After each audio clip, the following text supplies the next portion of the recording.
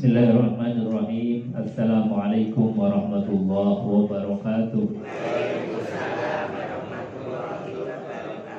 Bismillahirrahmanirrahim. Nahmaduhu wa nasta'inuhu wa nastaghfiruh wa na'udzu billahi min shururi anfusina wa sayyiati a'malina. May yahdihillahu fala mudilla lahu wa may yudlil fala hadiya lahu. Asyhadu an la ilaha illallah wa asyhadu anna Muhammadan abduhu wa rasuluh. Allahumma shalli wa sallim ala sayyidina Muhammad wa ala alihi wa sahbihi ajma'in. Rabbi ishrah li sadri wa yassir li amri wa hlul 'uqdatam min lisani yafqahu qawli. Bapak Ibu hadirin jamaah yang dimuliakan Allah Subhanahu wa taala, alhamdulillah pagi hari ini kita bisa hadir kembali di tempat yang mulia, di saat yang mulia, di hari dan bulan yang mulia. Mudah-mudahan kita tetap menjadi orang yang mulia di hadapan Allah. Amin Allahumma amin. Hari ini sudah masuk tanggal 1 bulan Zulhijjah. Kayaknya cepat banget, kemarin baru Ramadan, Syawal rampung, Zulqa'dah rampung, ini masuk bulan Zulhijjah. Karena ini sudah bulan Zulhijjah, untuk bekal kita masuk di bulan ini, di dalam Al-Quranul Karim Allah berfirman, Inna a'tainakal kautsar fasholli li rabbika wanhar inna syani'aka huwal abtar. Di surat yang paling pendek dalam Al-Quran, isinya cuma 3 ayat. Kita ayat Bu? 3 ayat. Inna a'tainakal kautsar fasholli li rabbika wanhar inna syani'aka huwal abtar. Kata Allah, Inna a'tainaka, sak temene ingsun Allah paring dumateng panjenengan Muhammad. Nabi Muhammad dikasih apa? Al-Kautsar, nikmat yang banyak dari Allah Subhanahu wa ta'ala.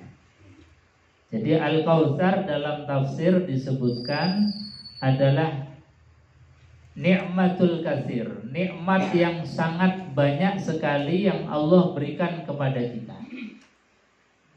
Gak kehitung jumlahnya. Bahkan yang melekat di tubuh kita saja, ini sudah kita nggak bisa ngitung. Misalnya kita diparingi, diberikan rambut oleh Allah. Nate ngitung rambut kita Bu. Ini baru rambut, belum bisa hitung nikmat yang namanya rambut. Belum nikmat-nikmat yang lain. Nikmat sel-sel yang miliaran di dalam tubuh kita, ini luar biasa. Bahkan nikmatnya kita menghirup udara sejak bangun tidur tadi. Pun piten kali Bu? Sudah berapa kali? Berkali-kali, gak kehitung. Itu namanya Al-Kautsar. Jadi nikmat yang Allah berikan kepada kita ini betul-betul sangat banyak. Bahkan Allah sampaikan, wa in ta'uddu ni'matallahi la tuhsuha. Jika kalian pengen mencoba menghitung nikmat Allah, meskipun dengan alat yang paling canggih, tidak akan bisa menghitung. Nah, itu yang namanya Al-Kautsar. Makna Al-Kautsar yang kedua, itu adalah nama satu telaga nanti di akhirat. Jadi di akhirat ada sebuah telaga, sumber mata air yang namanya Telaga Al-Kautsar. Telaga Al-Kautsar ini diberikan Allah kepada baginda Rasulullah Shallallahu Alaihi Wasallam. Jadi sertifikatnya ini atas nama kanjeng Nabi. Untuk siapa? Untuk semua umat Rasulullah Shallallahu Alaihi Wasallam. Telaga Al-Kautsar yang ada di surga, yang ada di akhirat ini disifati oleh baginda Rasulullah Shallallahu Alaihi Wasallam Itu barang siapa yang meneguk air dari telaga Al-Kautsar, sekali tegukan itu tidak akan pernah merasakan haus untuk selama-lamanya. Mudah-mudahan kita ini termasuk orang yang diberikan kesempatan untuk minum air telaga Al-Kautsar. Amin Allahumma. Nah, ini telaga Al-Kautsar.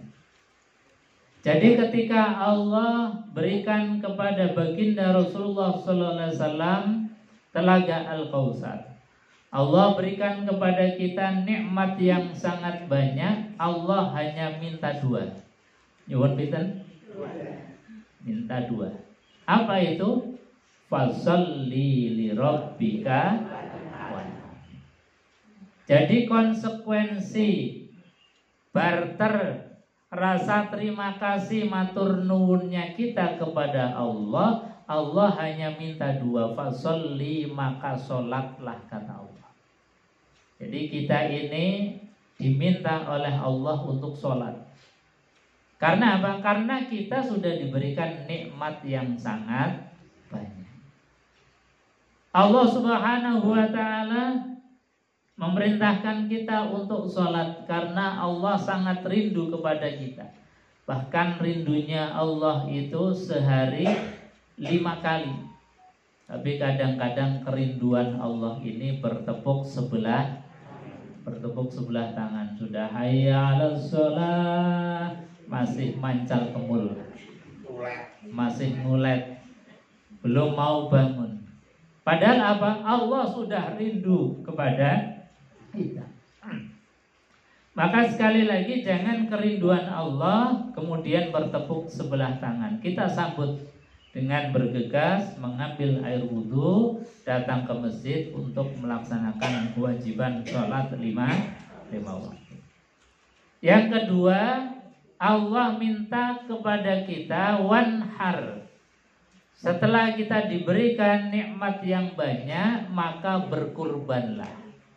Makanya di bulan Dzulhijjah ini, nanti di tanggal 10 ini ada syariat yang namanya kurban. Syariat yang namanya kurban. Nah, pagi hari ini kita khusus akan membahas tentang masalah kurban. Kurban yang dicontohkan oleh baginda Nabiullah Ibrahim alaihissalatu wassalam, kemudian diteruskan di dalam syariat Islam. Maka kita masuk bulan Dzulhijjah harus tahu ilmunya bagaimana kita berkurban. Nah, dalam kitab Bidayatul Mujtahid saya ambilkan kitab Dohaya, kitab tentang masalah kurban atau udhiyah. Di awal kitab ini disebutkan apa sih sebetulnya hukumnya berkurban. Apakah wajib, apakah sunnah, atau yang lain. Nah, ini para ulama kemudian menjelaskan tentang hukmud dohaya, hukumnya berkurban. Ini yang paling mendasar. Apa itu hukumnya berkurban? Ikhtalafal ulama fil adhiyati hal hiya wajibatun am hiya sunnatun. Para ulama berbeda pendapat di dalam memberikan status hukum tentang ibadah kurban. Apakah wajib atau sunnah? Fadhahaba Malikun wa Syafi'i ila annaha min sunanil muakkadah. Imam Syafi'i dan Imam Malik ini hanya memberikan status hukum bahwasanya kurban itu adalah sunnah muakkadah. Apa itu sunnah muakkadah? Sunnah yang sangat ditekankan atau sunnah yang mendekati wajib. Jadi dalam hal hukum kurban ini tidak ada satu ulama pun yang menghukumi sebagai sunnah biasa, nggak ada. Minimalnya hukum kurban itu sunnatun muakkadatun, sunnah muakkadah, sunnah yang mendekati wajib atau sunnah yang sangat ditekankan. Bahkan waqala Abu Hanifah, Imam Abu Hanifah itu memberikan status hukum bahwa kurban itu ad-dhahiyatu wajibatun 'alal muqimin fil amsari wal musirin. Imam Abu Hanifah sampai menetapkan hukum kurban itu wajib. Hukumnya apa? Wajib.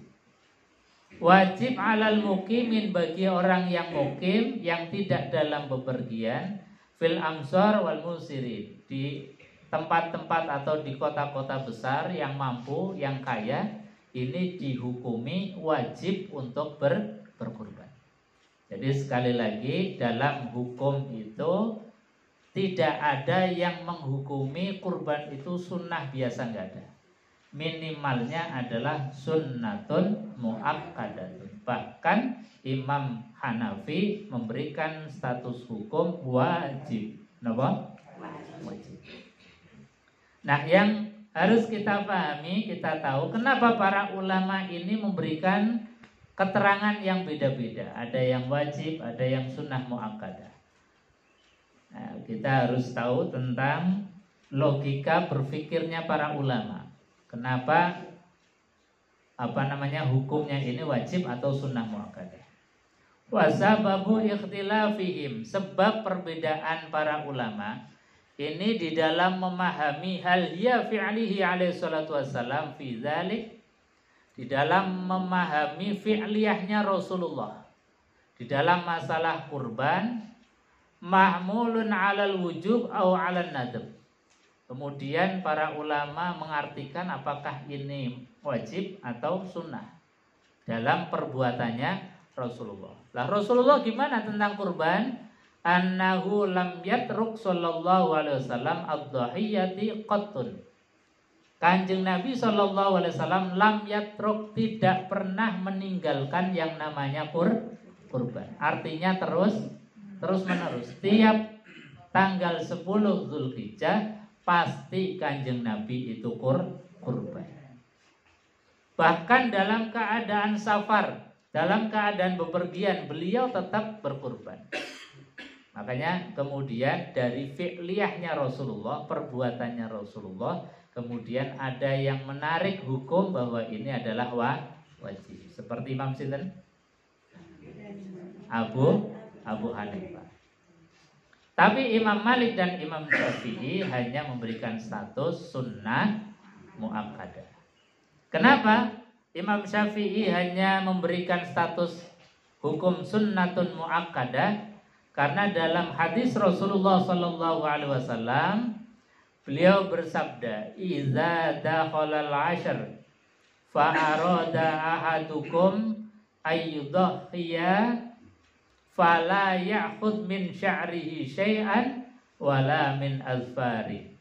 Kata Nabi sallallahu alaihi wasallam, "Idza dakhalal 'ashr", ketika sudah masuk 10 hari di bulan Zulhijjah, artinya mulai hari ini kalau kita mau berkorban, maka sudah siap-siap mulai tanggal 1 ini, tanggal 1 Zulhijjah.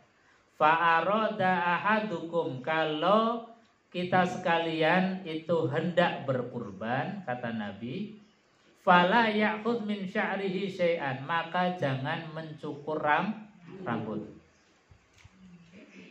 Wala min asfarihi, dan juga jangan memotong kuku. Jadi kalau panjenengan ini sudah niat mau kurban, mulai hari ini sampai dengan nanti tanggal 10 jangan cukur rambut, jangan potong kuku.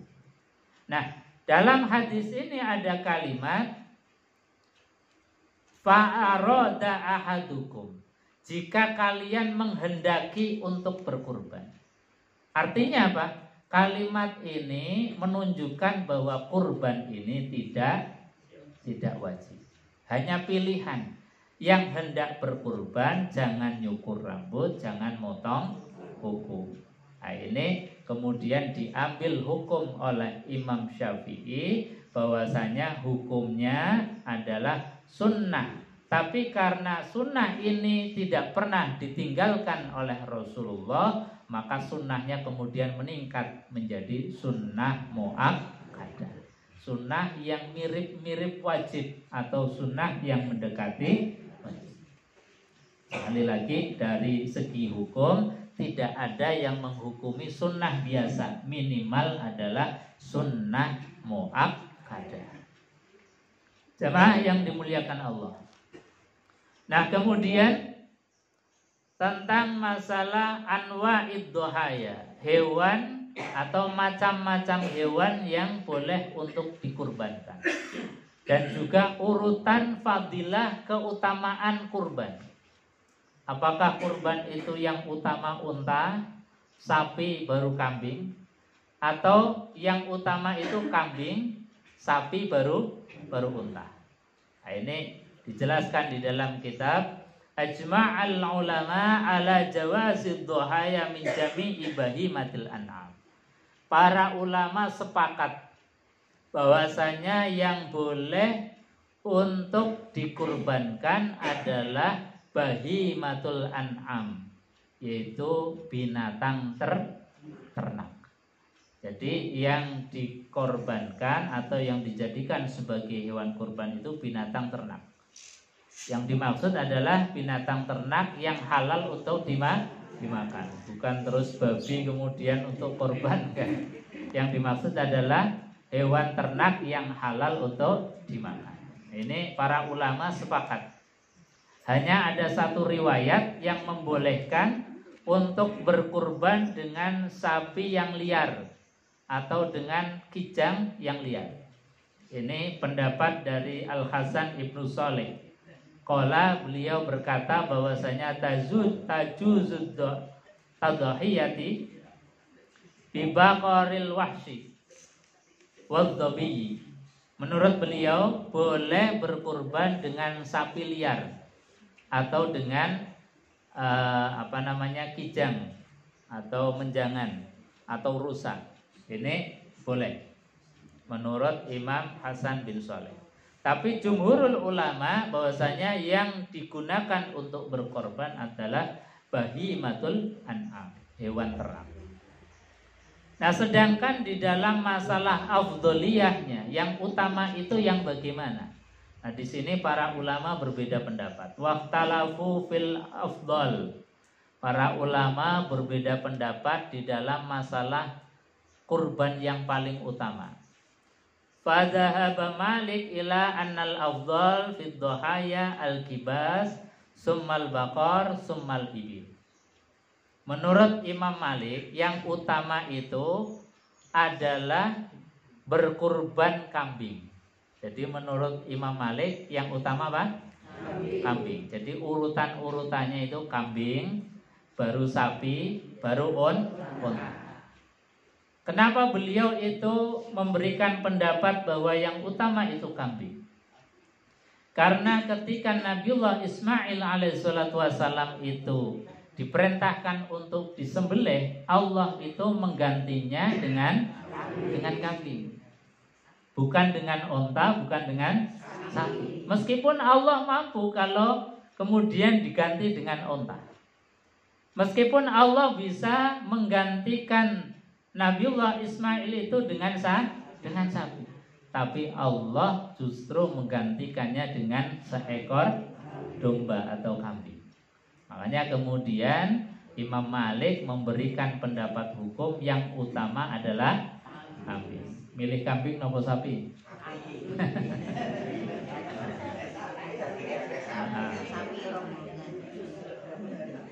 Jadi yang utama dalam urutannya adalah kambing. Bahkan Kanjeng Nabi SAW ini disebutkan di dalam kitab ini, wadzalika annahu lam yaro anhu alaihi salatu wassalam annahu dohaya illa bikabshin. Bahwasanya lam yaro anhu, tidak pernah dilihat Nabi sallallahu alaihi wasallam di dalam berkurban illa bikabshin, kecuali kalau berkurban Nabi itu berkurban dengan kambing. Kecuali pas Haji Wada itu Nabi menyembelih unta. Tapi kalau kurban biasa ketika beliau di Madinah, beliau berkurban dengan kurban kambing.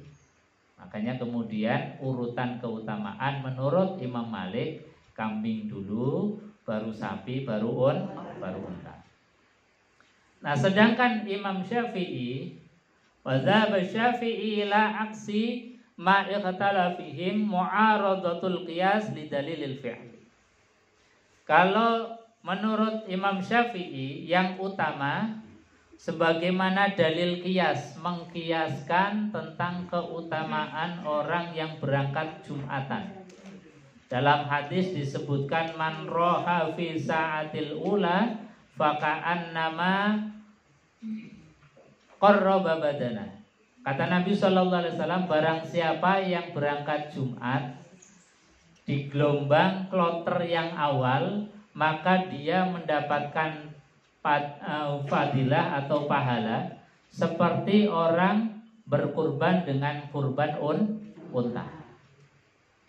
Dan barang siapa yang berangkat Jumat di waktu yang kedua, kata baginda Rasulullah SAW, faka'an nama qarraba baqarah, maka seakan-akan atau dia diberikan pahala seperti pahalanya orang yang berkurban sapi. Wa man roha fi sa'atis salisa, dan barang siapa yang berangkat Jumatnya itu pada waktu paruh yang ketiga, faka'an nama qarraba kabshan, maka dia akan mendapatkan pahala seperti pahalanya orang berkurban kambing. Maka dari hadis ini tentang motivasi orang berangkat Jumatan, maka Imam Syafi'i menetapkan urutan-urutan fadilah keutamaan berkurban. Yang paling utama adalah berkurban unta, baru sapi, baru kambing. Kalau menurut Imam Malik, kambing dulu, baru sapi, baru unta. Kira-kira milih yang mana? Milih mboten kurban. Nah, kenapa rahasianya? Apa rahasianya kok kemudian Allah menggantikan Nabiullah Ismail itu dengan domba? Karena dengan domba ini lebih mudah kita meniru, lebih mudah kita melaksanakan. Andai kata kemudian Allah menggantinya dengan unta, koyone rak lakon kurban.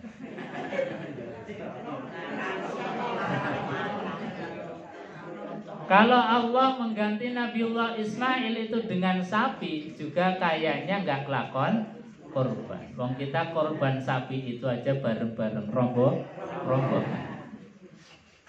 Jamaah yang dimuliakan Allah Subhanahu wa taala.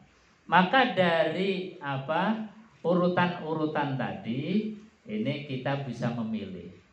Misalnya kita ini hanya punya uang yang bisa untuk membeli kambing, ya sudah pilih itu bagian yang utama. Karena apa? Karena Ismail diganti bukan dengan unta tapi dengan kambing. Nah, yang tidak utama sebetulnya yang kita sering lakukan, rombongan sapi itu. Itu sebetulnya nggak ada contohnya dari kanjeng Nabi. Cuman memang di fikih itu dibolehkan. Karena memang Nabi mengatakan bahwasanya untuk sapi itu ansab'atin, untuk 7 orang. Sedangkan untuk kambing itu anwahidin, untuk satu orang. Nah, kemudian kita karena pengen disebut dengan kurban sapi, wis rombongan rapopo. Padahal sejatinya itu kalau kita punya sapi ya sembelihlah sapi, kalau punyanya kambing ya sembelihnya kambing. Cuman alasan kemudian kalau kambing jarang yang makan karena takut dagingnya. Padahal sebetulnya tidak ada masalah.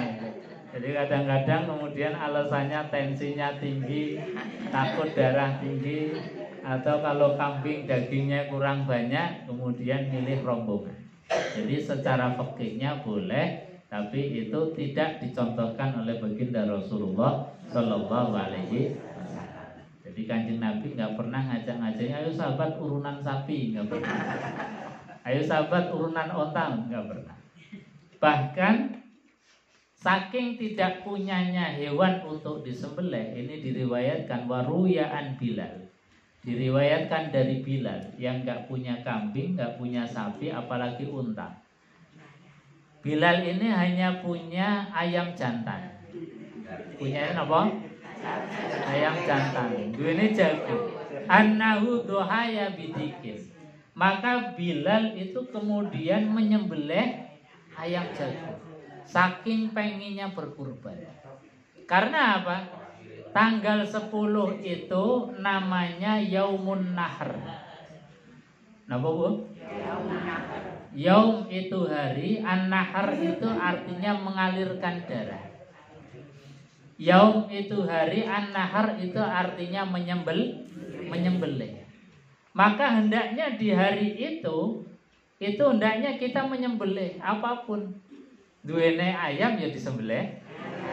Kenapa? Karena kita belajar untuk menghilangkan nafsu kehewanan kita. Kita belajar untuk meniadakan, mengikis sifat-sifat buruk kita.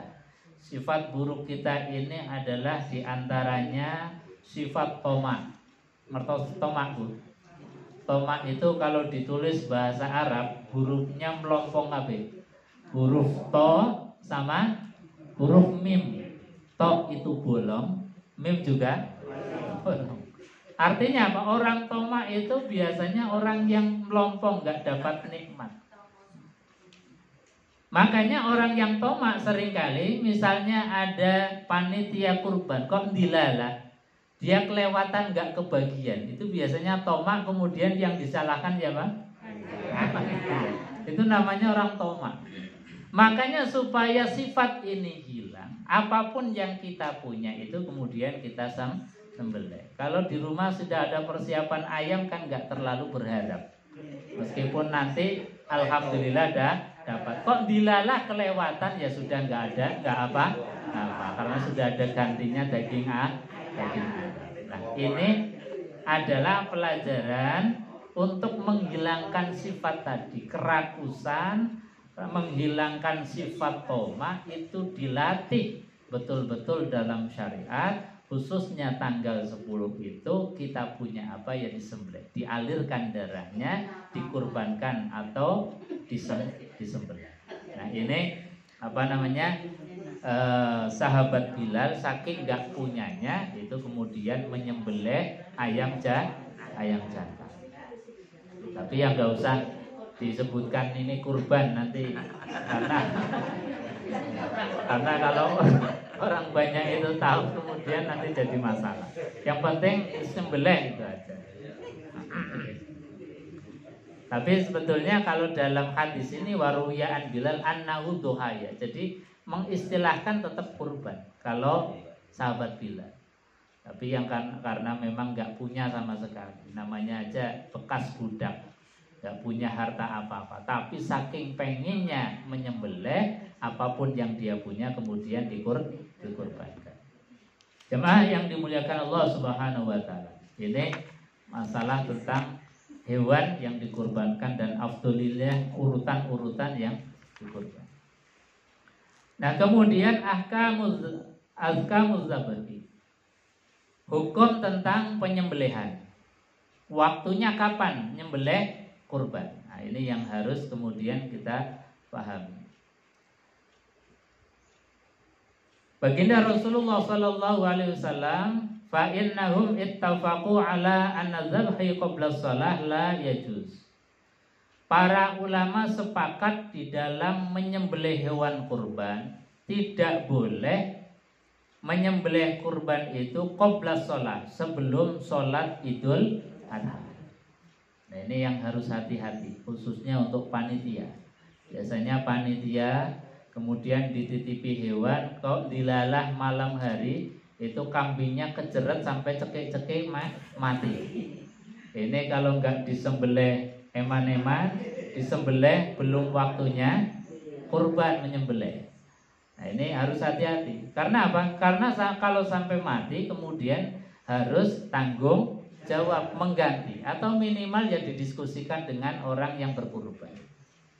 Didiskusikan, kalau bisa ganti yang ganti, kalau nggak bisa ya minta maafnya, minta halalnya. Harus ada itu. Karena apa? Karena kalau disembelih misalnya malam hari itu belum termasuk kurban. Maka di sini disebutkan la yajuzu, tidak diperkenankan berkurban itu sebelum sholat Idul Adha. Sebagaimana baginda Rasulullah SAW bersabda, man zabaha qabla shalah fa inna ma yasyatun lahmin. Barang siapa yang menyembelihnya sebelum sholat Id, maka itu hanya penyembelihan biasa. Dagingnya bukan daging bukan daging kurban. Wa amarahu bil i'adah liman zabaha qabla shalah. Bahkan Nabi memerintahkan untuk mengulangi barang siapa yang menyembelihnya itu sebelum sholat. Awaluma nabda'u bihi fi yaumina. Nah, untuk mengawali penyembelihan itu kapan? Apakah setelah sholat selesai ataukah setelah imam sholat itu selesai berkurban? Nah, ini kemudian ada perbedaan pendapat. Jadi ada perbedaan pendapat, ada yang mengatakan bahwa harus setelah imam sholat itu berkurban. Ada yang mengatakan cukup setelah sholat selesai baru kemudian berkurban. Yang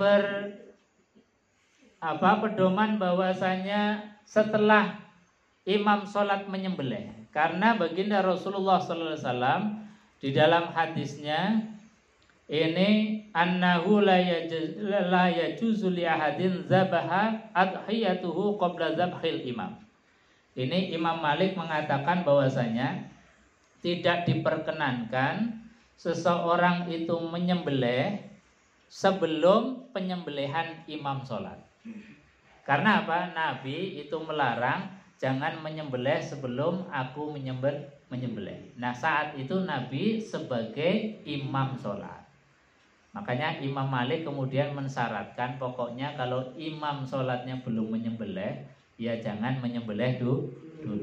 Tapi kalau Imam Syafi'i cukup mensyaratkan pokoknya sholat selesai maka boleh menyembelih. Sebab kalau kita ngikuti mazhab Imam Malik ini susah juga. Kadang-kadang imamnya itu imam bon-bonan. Imamnya imam bon-bonan. Imam didatangkan dan tidak semua imam sholat itu menyembelih kurban. Nah, ini masalahnya. Makanya kita bisa mengambil pendapat hukum dari Imam Syafi'i yang tidak mensyaratkan penyembelihan itu setelah penyembelihannya imam sholat. Pokoknya sholat sudah selesai, kita menyembelih itu sudah dianggap sah untuk berkurban.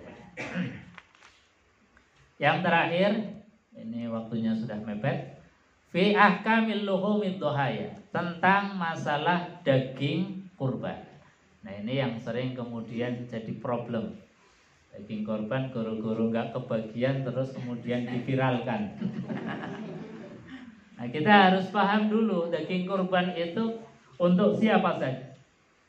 Wattafaqu ala annal mudhi ma'murun ayyakula minal lahmi adhiyatuhu wa yatasaddaqu. Para ulama sepakat bahwasanya mudhi, orang yang berkurban itu ma'murun, diperintahkan ayyakula min lahmi adhiyati, untuk makan daging kurbannya. Ini diperintahkan oleh Quran, orang yang kurban itu makan daging kurbannya sendiri. Wa yatasaddaq, kemudian sebagiannya disedekahkan. Kenapa? Karena dalam Al-Qur'an Allah berfirman, fakulu minha wa at'imul ba'isal faqir.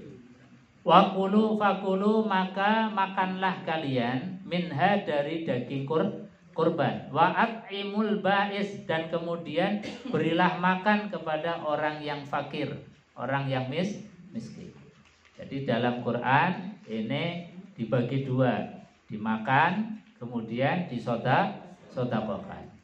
Dalam ayat yang lain wa at'imul qani'al mu'tar, dan berilah makan kepada orang-orang yang tidak mampu. Wa liqaulihi sallallahu alaihi wasallam fid duhaya.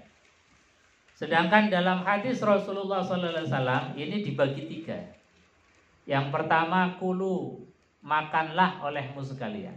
Jadi pertama, bagi orang yang berkurban, makan sebagian dari daging kurban. Wa tasaddaqu, kemudian sebagiannya lagi disedekahkan. Kepada siapa? Siapa saja.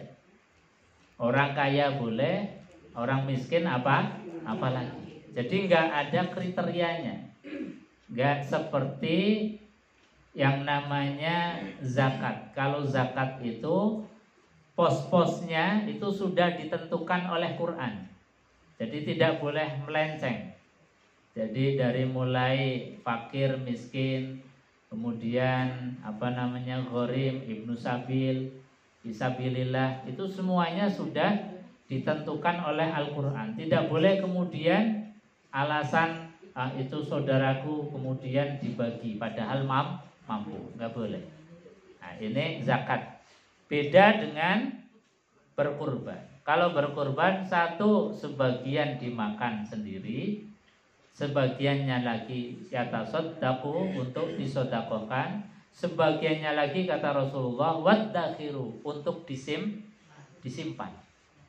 Bahkan Nabi SAW itu memerintahkan sahabat daging kurbannya itu disimpan sampai perjalanan pulang dari Mekah ke Madinah. Sampai Madinah itu masih, padahal perjalanannya itu berhari-hari. Artinya apa? Menyimpan daging kurban itu boleh sampai berhari-hari. Bahkan kurbannya Arab Saudi, saking numpuknya daging di sana, itu dieskan dulu, dibikin disimpan dulu, dibikin es, diawetkan, kemudian dikirim ke berbagai negara yang membutuhkan.